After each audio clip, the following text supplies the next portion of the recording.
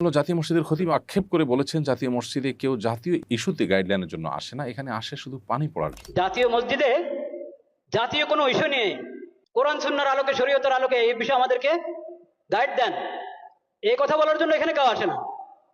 আসে শুধু পানি পড়ার জন্য, আসে হুজুর দোয়া রাখেন, দোয়া করেন, এই কথার জন্য। আপনি তার এই আক্ষেপের সঙ্গে একমত কিনা? একটি মুসলিম সংখ্যাগরিষ্ঠ রাষ্ট্রে জাতীয় মসজিদের ভূমিকা কি হওয়া উচিত বলে আপনি মনে করেন? খুবই গুরুত্বপূর্ণ প্রশ্ন এবং সময়তে খতিবের সাথে শতভাগ সহমত পোষণ করছি এবং তাকে ধন্যবাদ জানাই এরকম চমৎকার একটি কথা বলবার জন্য। জাতীয় মসজিদের খতিবকে জাতীয় ইস্যুগুলোতে ডাকা উচিত, তার মতামত নেওয়া উচিত। দুর্ভাগ্য আমাদের কখনো সেটা করতে দেখা যায় না।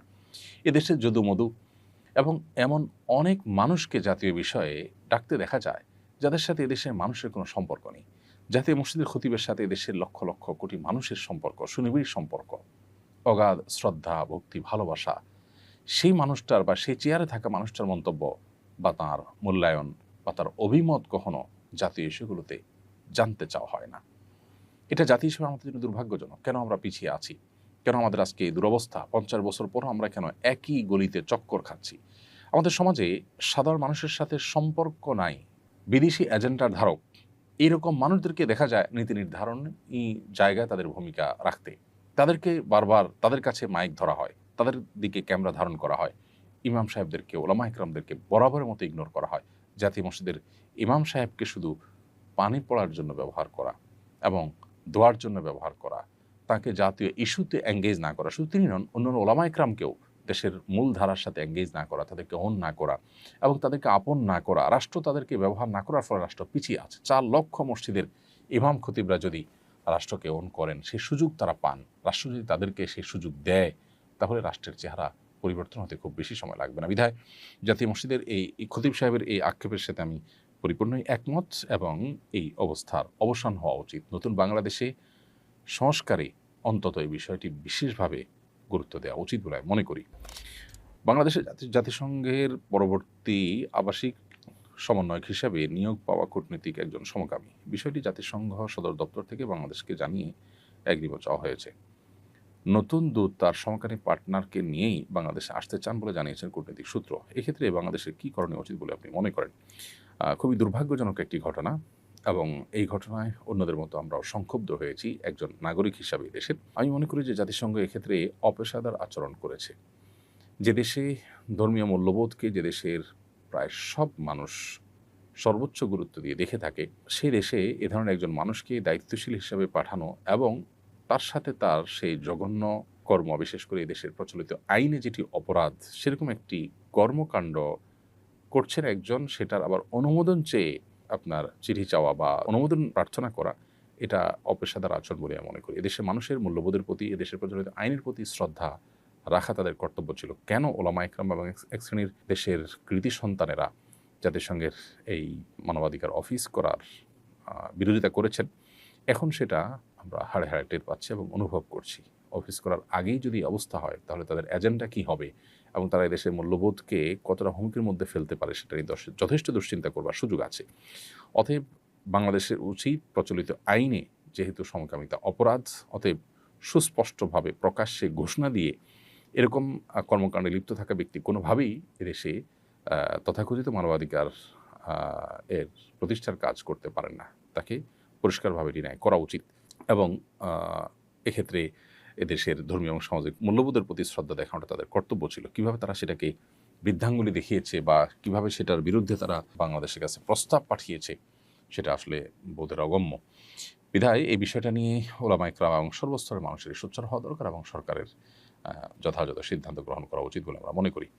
আমি একজন শিক্ষক, আমার নির্ধারিত বিষয়ের পরীক্ষায় কম নম্বর পেয়ে একজন শিক্ষার্থী আত্মহত্যা করেছেন। যদিও এতে আমার কোনো অন্যায় ছিল না, তবু আমি অনুশোচনায় ভুগছি। কম নম্বর পেলে আত্মহত্যা করার প্রবণতা রোধে করণীয় কি? এজন্য অতিমূল্যায়ন করে বেশি নম্বরও তো দিতে পারি না, পরামর্শ দিয়ে বাজিত করবেন। সম্মানিত শিক্ষক, আপনার এই অনুশোচনাটা, এটা আপনার দায়িত্ববোধের জায়গা থেকে, এটা আপনার মানবিক যে দিক আছে আপনার মধ্যে, সেই জায়গা থেকে হয়তো আপনি অনুশোচনায় ভুগছেন। আপনি নিজেও হয়তো বুঝতে পেরেছেন যে এখানে আসলে আপনার কোনো দায় নেই, আল্লাহর কাছে আপনি দায়ী হবেন না ইনশাআল্লাহ।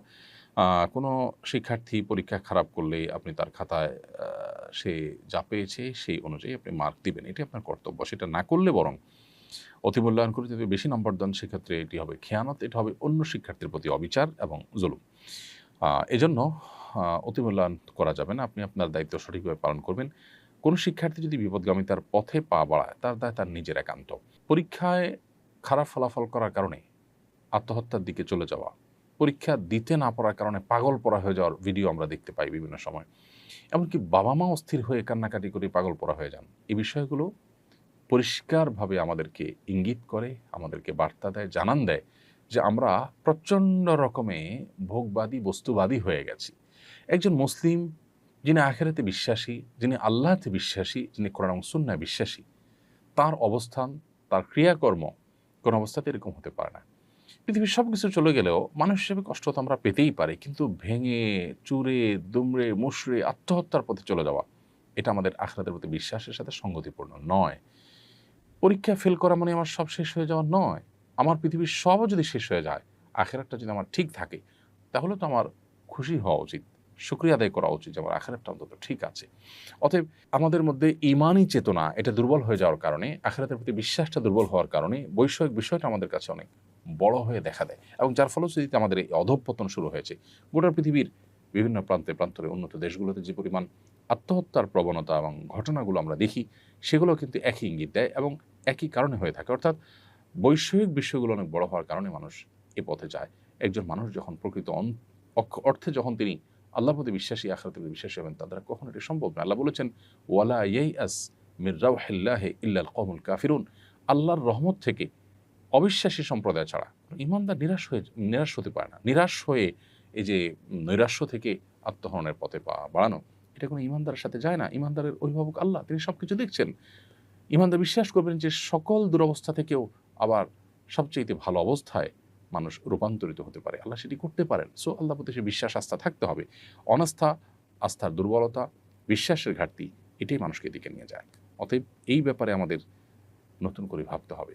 আমাদের শিক্ষা ব্যবস্থা, আমাদের পরিবার ব্যবস্থা, আমাদের প্রত্যেকটা জায়গায় ধর্মীয় বিধিবিধান, আমাদের মূল্যবোধ, আমাদের নীতিনৈতিকতার চর্চা, এটা বাড়াতে হবে। তা না হলে আমরা কোন অবস্থাতেই এই দুরবস্থা থেকে উত্তরণের পথ খুঁজে পাবো না। আমরা হয়তো দালান কোঠা এবং ইস্পাত সভ্যতার উচ্চতর শেখরে আমরা হয়তো পৌঁছে যাব, কিন্তু আমাদের ভেতর থেকে আমরা শেষ হয়ে যাব।